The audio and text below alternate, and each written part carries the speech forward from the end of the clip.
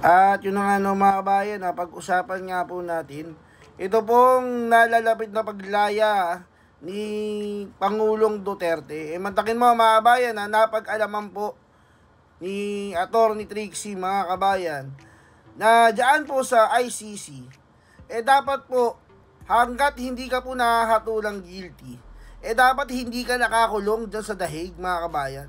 Dapat po hindi po nakakulong si Pangulong Duterte. Yan po yung nilalaban, nilalaban po ng mga lawyers ni President Duterte dyan sa ICC. Kasi bakit nyo ikukulong? Di ba? Hindi nyo pa nga nakakatulang guilty. Wala pa nga, hindi pa dumadaan sa korte ng ICC. Di ba? Hindi pa nga nakakatulan kung may kasalanan ba talaga o hindi. Parang dito sa Pilipinas, di ba? Hanggat hindi ka po nakakatulan, dapat hindi ka po nakakulong. Yun po yung presumption dyan, mga kabayan. Kaya nga po, tila bagay mukhang makakalaya na po muna si Pangulong Duterte. Yan po yung aabangan po natin, At para nga po sa pagpapatuloy ng balitang yan, dito po si Atty. Trixie, Atty. Trixie, pasok po. Na posible daw, kasi ang usapan doon sa motion or application, ang tawag nila sa ICC, na final ni Attorney Kaufman doon sa pre-trial court, ay mayroon nang nag-signify na estado, na member state, na maaari sila mag-host kay PRD. Okay. Bakit? May itong katanungan, importante ito O sige, talakayin muna natin to kasi mo importante itong katanungan. Sabi ni Emil, bakit kaya unopposed yung petition ni Attorney Kaufman for interim release? It's just unexpected of the opposition to not oppose. Binasa ko yung rules at saka yung ibang mga opinion ng mga dalubhasa tungkol dito sa mga trials on the ICC. At naniniwala ang ICC, well, bahagi ng polisiya ng ICC is that the rule is, dahil hindi pa nagta-trial, ikaw po ay malaya pa dapat. Nag-acquire na ng jurisdiction ang pre-trial court and consequently yung ICC over the person and over the subject matter na china-charge kay PRD, pero hindi pa siya on trial at hindi pa siya guilty. And therefore, yung deprivation of liberty, katulad po ng mga nasa saligang batas natin, that is the exception rather than the rule. So baliktad po pag ikaw ay humaharap sa hukuman, the presumption is still of innocence. At mukhang ganito din po ang polisiya sa ICC. So dahil for trial ka pa lang, hindi ka, kumbaga, yung interim release actually pala, and the way it appears doon sa mga opinions at even in the rules, parang yung interim release is a right at kailangan magpatunay yung prosecution na hindi ka karapat-dapat na mag-avail ng interim release na ito.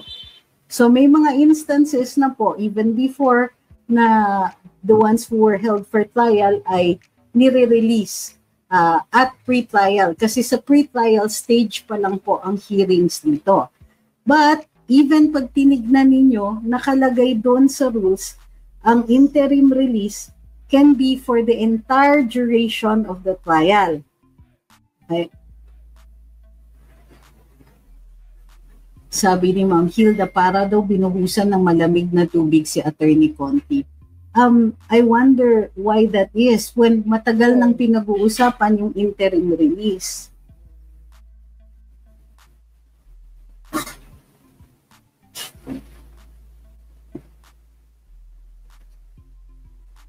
Okay? So, ulitin ko, the reason na actually unopposed yan is because it's quite possible na walang maipresenta o maipipresenta na ebidensya that will indicate among other things, natatakas yung tao, that he will commit more crimes, etc. More crimes. And I'm not saying that he has committed crimes before. That assuming arguendo, there will be no crimes committed for the duration of the interim release. So kung wala namang for instance, in this case, PRD is 80 years old. He is a former president. The acts committed were supposedly committed in the course of his presidency. No such acts are alleged against him after the PH had already, after he had come down from his presidency, stepped down from his presidency. So, ang importante dyan is based on the evidence, walang reason para hindi i-grant. Kasi ganun yung manner of thinking. Hindi yung mag-a-apply ka tapos ikaw ang magpapatunay na entitled ka. Baliktad po, ang prosecution ang dapat magpatunay na hindi siya entitled. Okay. So, kaya posible na nagugulat si Attorney Conti tapos parang ang insinuation niya is, ay may usapan na pala na palalabasin siya. Eh, if they read most of the jurisprudence, maraming instances na talagang mayroong interim release. Now,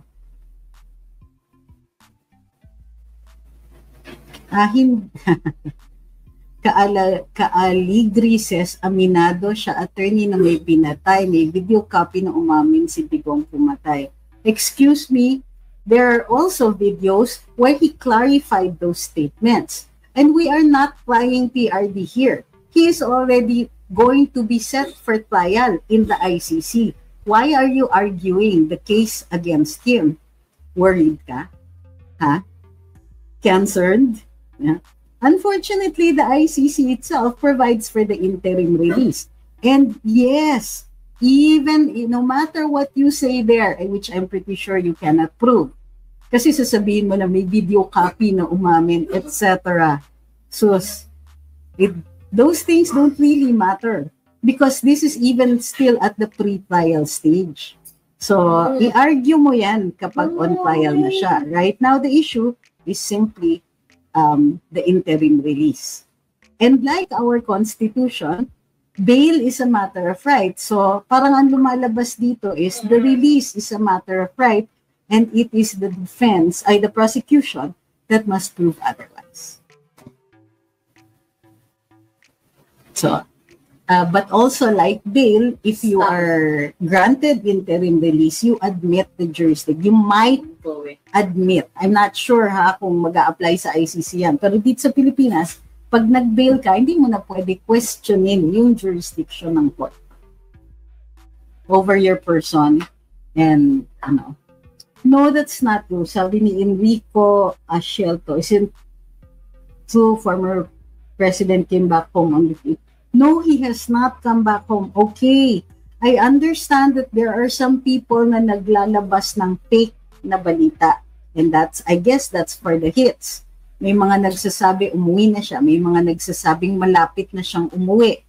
And when people flock to their posts, they already achieved their purpose. But we will not post things like that unless there is evidence or credible information that has already happened.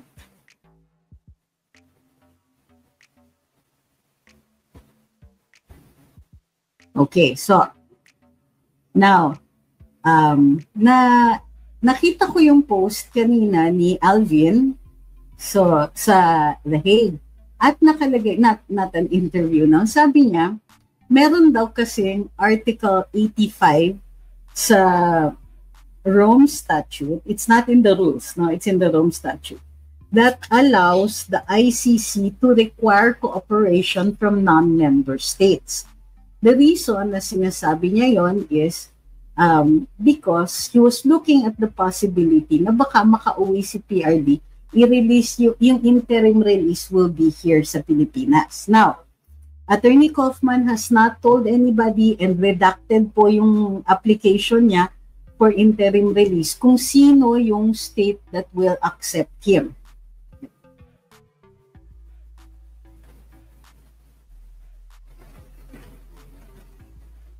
Actually, no, Ka-Aligri. You probably, sinasabi ni Ka-Aligri dito, under oath daw si Digong sa Congress nung umamin siya, malakas na ebidensya yon. Again, mali ka na naman dyan.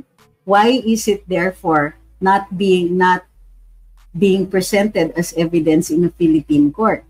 When PRD exceeds his jurisdiction as president, after he has stepped down from his presidency, he's no longer immune.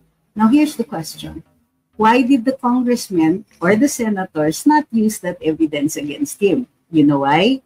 Because even if you admit and you swear to something without a corpus delicti, a confession is not admissible. Okay? You probably don't know that rule, nagdidiwang ka na dyan, but you don't know that you have to have the body of the crime. Now, when the crime is of unaliving, the body of the crime is the body itself.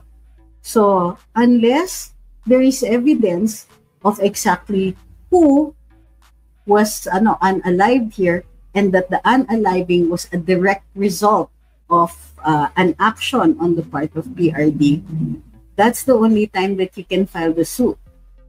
And therefore, the evidence that you are claiming na umamin siya is worth nothing without a corpus delicti. Okay? Actually, Nolito, no, that's not true. That's not true. It's a good argument, but we have to look at it. So, wag naman ganun. Sabi niya, okay sana yung Alvin, kaso walang alam pulpit nakatira sa Netherlands. Hindi naman po. Actually, dahil tinignan ko nga yung Article 85, and it sounds good, no? But I had to look if there is a precedent.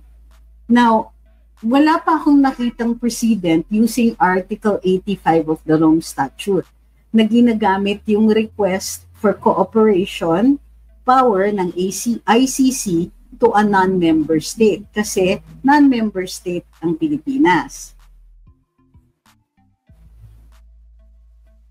Okay. Mamaya na yung sa ibang tao, pwede kasi nakaka-distract yung ibang tanong. Kailang naman magtanong. Pero para dun sa mga katanungan na hindi ko masasagot kaagad, pakiulit na lang po. Okay. So next. Dun sa so I had to look, inaral ko muna if mag-a-apply ang Article 85 of the Rome Statute to an interim release. Pero wala po akong mahanap na precedent. But without a precedent, pwede rin naman tahakin yung landas na yon. Ibig sabihin, maybe it can be tried by Attorney Kaufman. But he did not use that. Hindi kasi naging consideration ang pag-serve ng interim release ni PRD dito sa Pilipinas. Pero, gayon pa man, tinitignan ko, pwede kaya dito sa Pilipinas? Kung sakaling sabihin ng ICC na o Pilipinas mag-cooperate kayo. Or, mag-volunteer ang Pilipinas na dito na siya mag-serve ng interim release niya. So, dito, I was looking at precedents. Ano ba yung mga cases na pwedeng i-release si PRD even if the state is a non-member state? And I found the case of Bar Idris Abu Garda. Bar Idris Abu Garda is the leader of the United Resistance Front. This is a rebel group fighting the Sudanese government in Darfur. Okay. Sinamon siya ng ICC, pero unusual yung case niya. Kasi yung case was referred to the ICC by the United Nations Security Council. It was referred, kailan ba yan? Well, the crimes were supposedly committed from January 2005 to September 2007. Tapos the case was referred sometime during that time by the UN Security Council asking the ICC to investigate to see if this can be made a case. Okay. So the ICC, without need for an arrest, si Abu Garda went to the ICC and presented himself. And then he said he will defend himself at trial.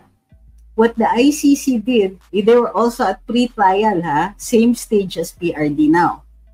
But the ICC allowed him to go back to Sudan. Now, Sudan at the time is not a member state. It's still not a member state. Sudan is not a member state, but Abu Garda was allowed to return home and stay there for the duration of his trial. Eventually, he was acquitted, or the case was dismissed. Okay? So mayroong instance, like si Abu Garda nga, si Idris Abu Garda, a rebel fighter sa Sudan, was supposed to be summoned by the ICC. Without being arrested, humarap siya sa ICC. Indicated that he was going to defend himself. He was willing to appear at trial.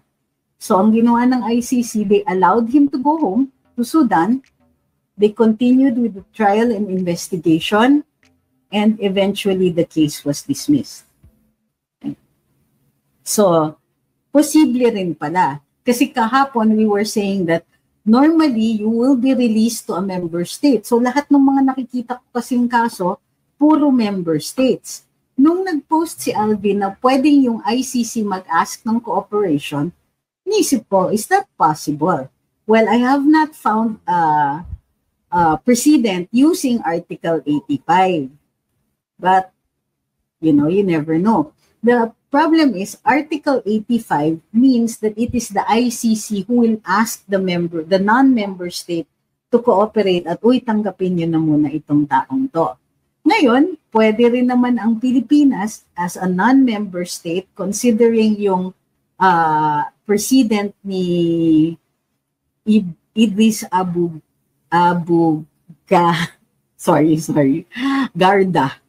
Garda, considering yung case ni Abu Garda, pwede. Diba? It is possible.